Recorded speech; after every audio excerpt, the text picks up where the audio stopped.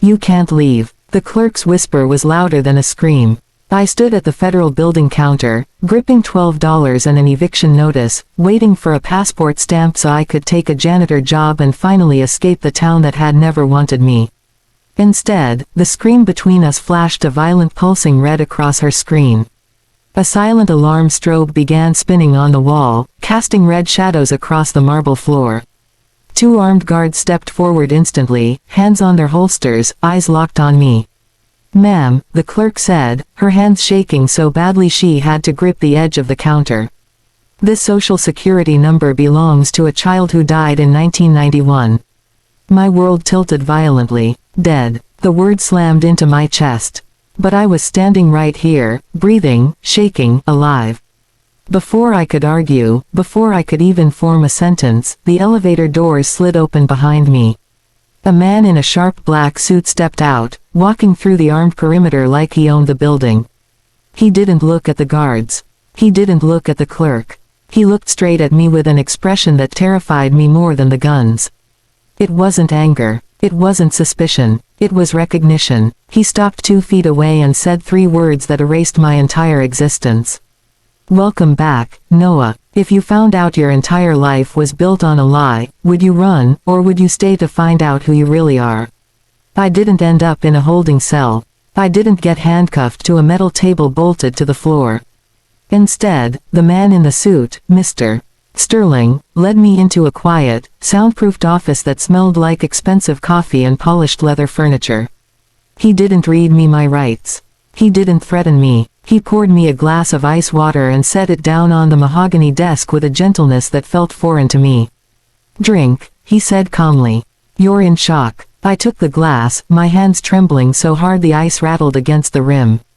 I was 32 years old. I had spent the last 14 years scrubbing floors, waiting tables, and dodging eviction notices, believing I was nothing more than the unwanted stepdaughter of a small-town sheriff. I believed I was Mara, the mistake, the burden, the girl who wasn't supposed to exist. Sterling slid a thick file folder across the desk.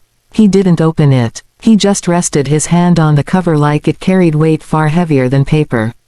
"We've been looking for you for 3 decades, Noah," he said softly. He flipped the folder open. Inside wasn't a mugshot. It wasn't a criminal record.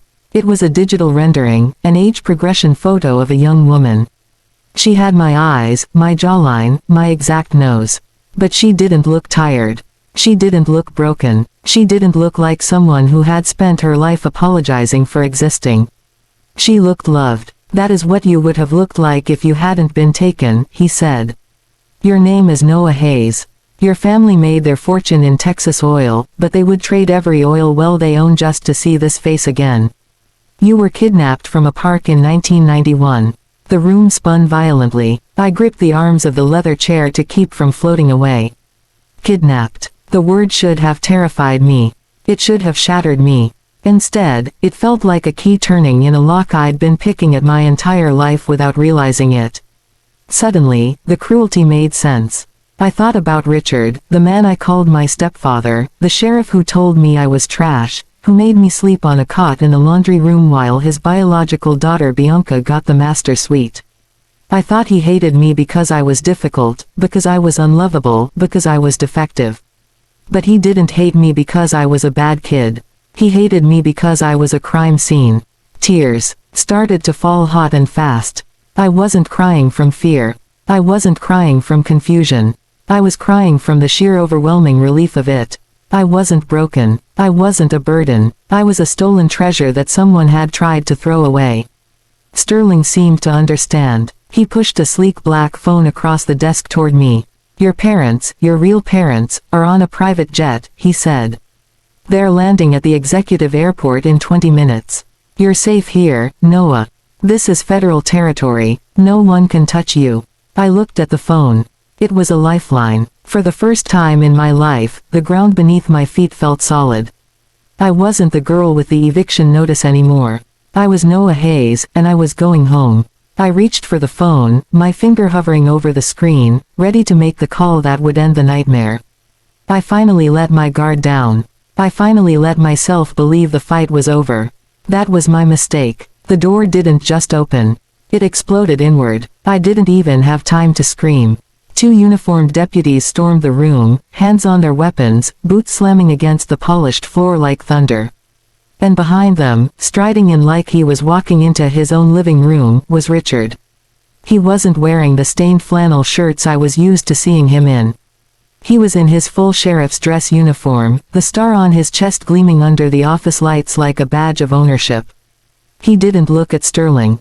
He looked straight at me, and his eyes weren't angry. They were dead. "Step away from the suspect," he barked. Sterling stood up instantly, placing himself between me and the deputies. "This is a federal investigation, Sheriff. You have no jurisdiction here." Richard didn't even blink. He slapped a folded piece of paper onto the mahogany desk. "I have a warrant signed by a county judge 10 minutes ago. Grand larceny. Felony charges." He pointed a finger at me, a finger that had poked my chest 1,000 times growing up. "That woman stole $50,000 worth of diamond jewelry from my wife's bedroom before she fled this morning. I'm taking her into custody."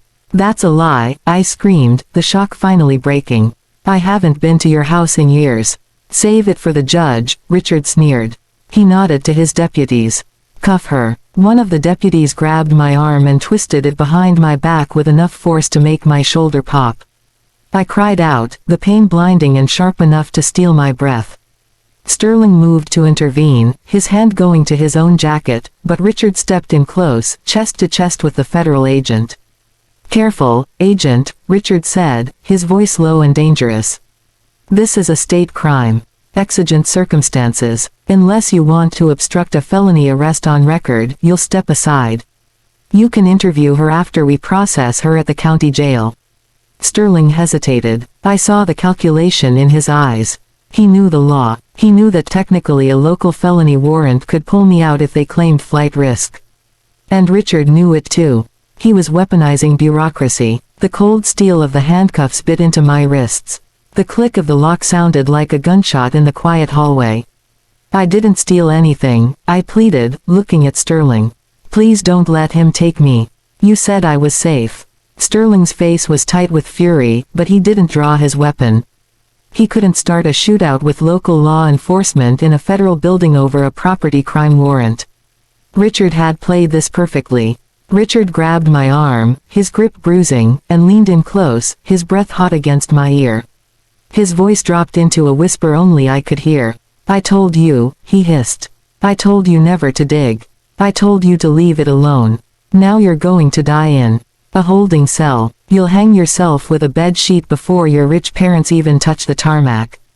The blood drained from my body. He wasn't taking me to jail to book me. He was taking me to jail to execute me.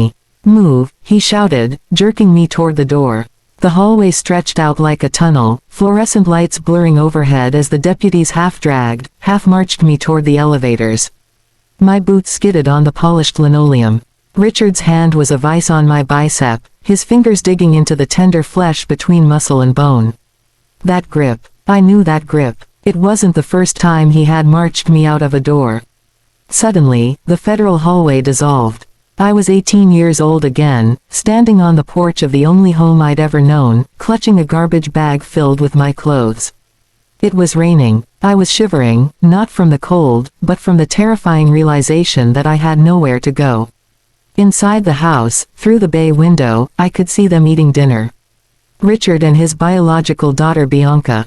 They were cutting into thick, bleeding steaks. The warm yellow light of the chandelier glinted off crystal glasses. I had just eaten a cold sandwich made from the heel of the bread loaf because Richard said steak was for people who contributed.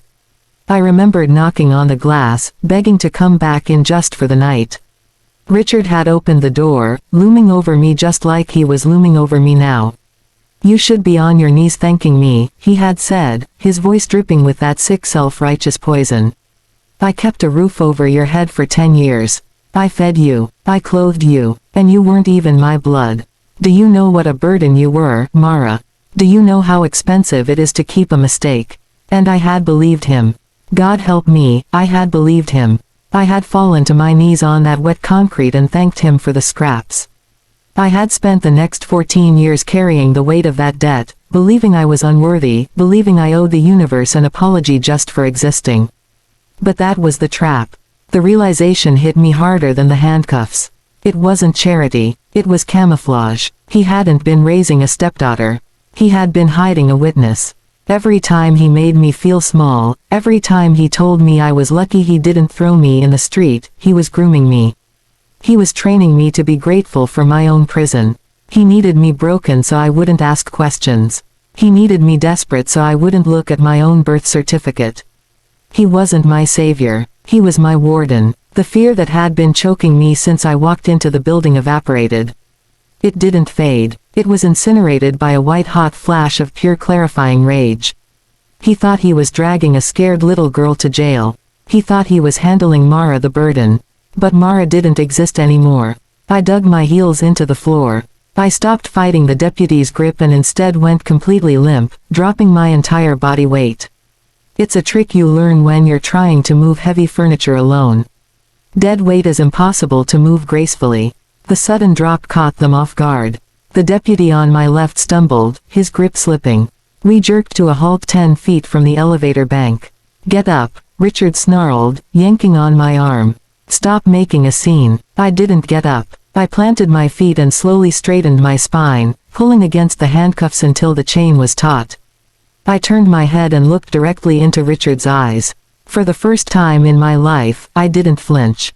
I didn't look down. I looked right at the man who had stolen my life, and I let him see exactly what he had created.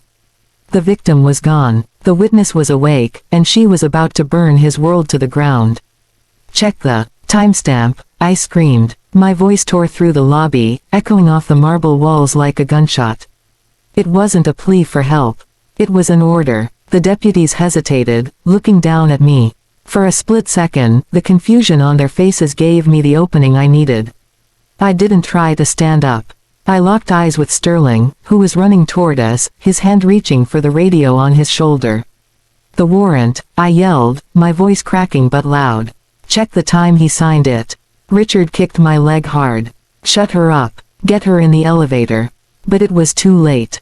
Sterling didn't slow down. He didn't ask questions. He threw his body weight against the elevator doors just as they were sliding shut, forcing them back open with a screech of metal.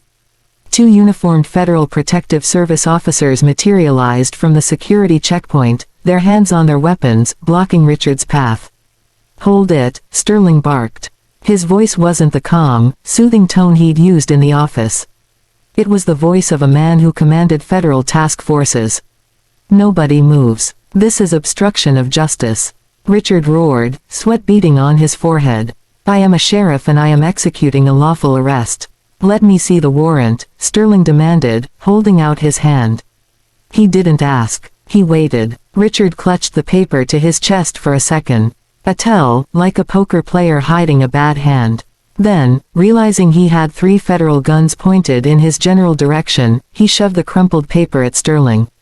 "Read it and weep. Agent. Grand larceny. Signed by Judge Miller this morning." Sterling snapped the paper open.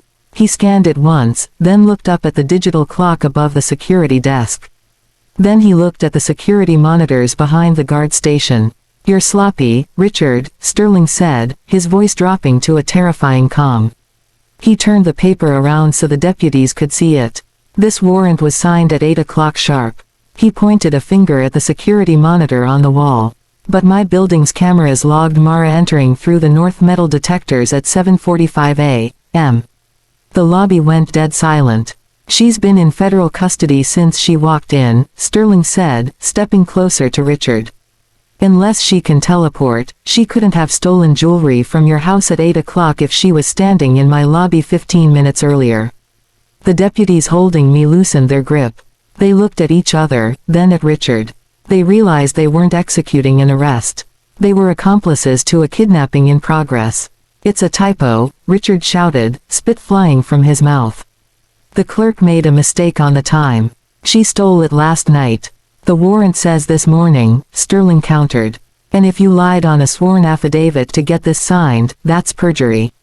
If you're trying to drag a federal witness out of here on falsified charges, that's kidnapping."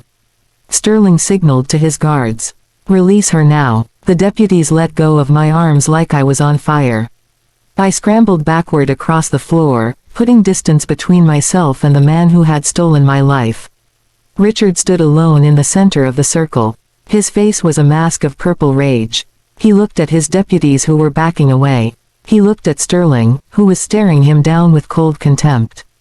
He looked at me, standing up, rubbing my bruised wrists, no longer the scared girl he could bully into silence. He realized he couldn't talk his way out of this. His authority didn't work here. And that's when he broke.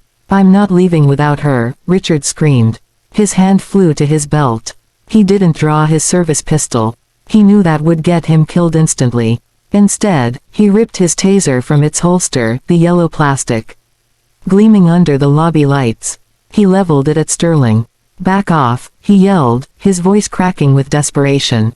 "I am taking custody of this suspect. Anyone who interferes gets dropped." He was insane. He was holding a federal agent at weapon point in a federal building. But I looked at his eyes, wide and frantic, and I realized he wasn't trying to arrest me anymore.